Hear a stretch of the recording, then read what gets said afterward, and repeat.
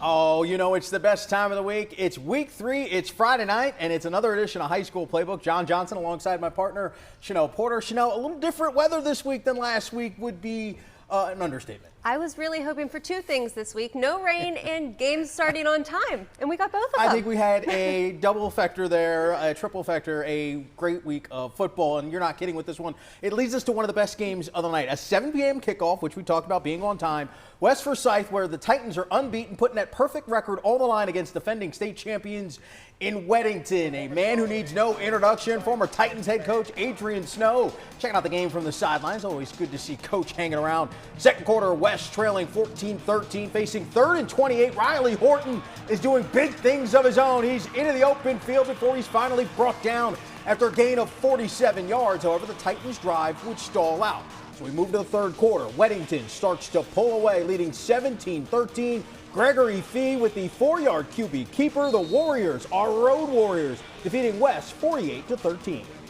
Just 15 minutes up the road, Mount Tabor playing host to Page on Friday night in Winston-Salem. First quarter, Spartans are on the move. Lane Albright finds his main target, Snook Peterkin. Snook is taking it to the house as the Spartans lead 7-0. Tabor making a living in the backfield on Friday night. Zamari Williamson with nowhere to go. He is swallowed up by Nazir Blackman for the sack. Ensuing Spartan drive, Jamarius Hunder takes the carry, and Hunder has the crease. He's in for the score as Tabor is in the win column again, winning 48-6. Dominant performance from Tabor. It's a rivalry that squares up every single season. In fact, it was a matchup of our Game of the Week just last week. Forbush and Starmount meeting on the new turf in Boonville. It's where we find our Chris Peterson, who leads our coverage.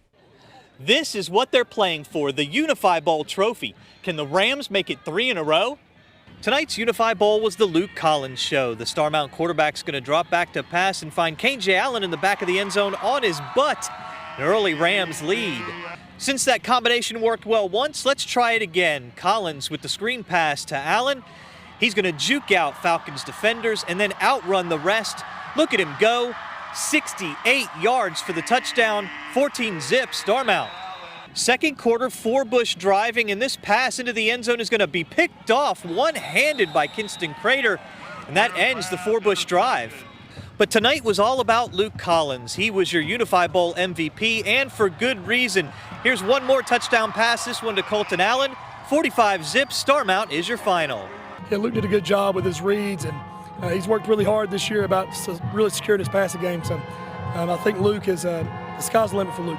The Rams' victory means 3 Unify Bowl trophies in a row for Starmount, and I got to hang out with the Rams rowdies. At Starmount, I'm Chris Peterson, WXII 12 Sports. Peterson's got a lot of laundry to do tonight. Well, Reagan is one of the top programs in the state, but they're facing adversity early. Star quarterback Jacob Smith was lost for the season last week with a torn ACL, and things won't get easier for the Raiders as they try to move forward with a road clash against Grimsley. Grimsley looking to improve to 3-0 on the year, back home after last week's road win in Raleigh. Second quarter, the Whirlies off to a 14-0 lead. Tennessee commit Faison Brandon is taking it himself, making guys miss for a big-time pickup past midfield. The drive continues, 3 minutes to go in the half. Handoff, Mitchell Summers finds his way into the end zone as Grimsley takes a 21-0 lead. Nearing the break, Grimsley gets the ball back after a mishandled punt, and Caden Cateau is going to make them pay as Grimsley wins 42-7 to stay unbeaten. Unbeaten on the year, Dudley hosting Hillside out in Greensboro Friday night. Early first quarter, the Panthers defense asserting their dominance. Adae Motley is into the backfield, and he's stuffing the run.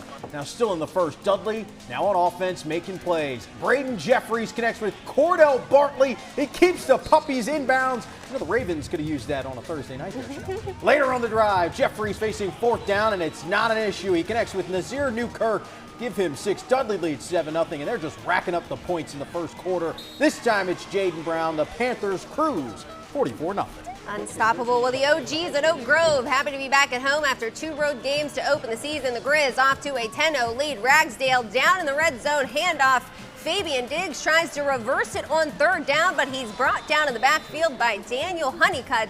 to bring out the kicking team. Tigers trying to get points on the board from 29 yards out, but the kick is blocked. Marcus Harden came flying around the corner to knock it down and keep Ragsdale off the board. The Tiger defense not rolling over so easily. Hunter Crum is all over the run game, and the Grizz goes on to win big, 31-6. Out in Lexington, North Davidson and Davie County both still in search of win number 1 on the season. Black Knights trailing 12-7 in the second. Down in the red zone, Amir Dalton with the handoff, and he gets to the corner. He's down at the 1-yard line before punching it in to take a 2-point lead. Now Eagles looking to respond. The freshman Drayton Nance starts airing things out. Ethan Driver holes in the jump ball to get the momentum going for Davie.